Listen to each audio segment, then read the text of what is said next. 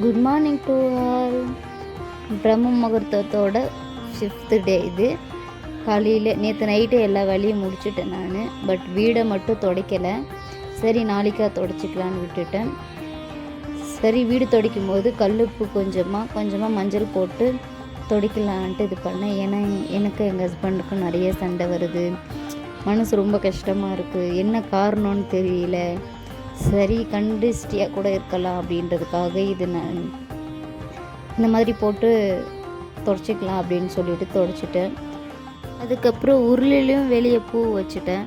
இது ரெண்டும் பண்ணாலே கண்டிப்பாக நம்ம வீட்டுக்குள்ளே வரவங்களோ சரி நம்மளுக்கு கண்டிஸ்டே ஆகாது.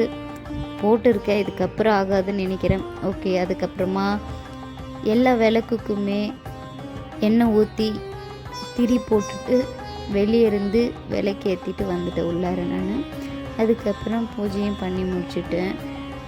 ஃபஸ்ட்டு வத்தி காமிச்சதுக்கப்புறமா அப்புறம் தீபது ஆராதனை காட்டினேன் நான்.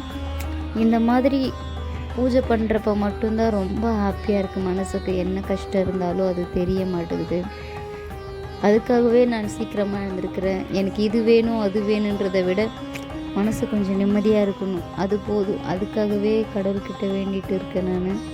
அதுக்காகவே சீக்கிரமாகவும் எழுந்திருக்கேன். கஷ்டமாக தான் இருக்குது. தொண்டை இப்போ கூட கட்டிட்டு தான் இருக்குது, பேச முடியல. பட் வீடியோ எடுத்துருக்கோம், சரி வாய்ஸ் ஓவர் கொடுத்துடலான்ட்டு கொடுத்துட்ருக்கேன்.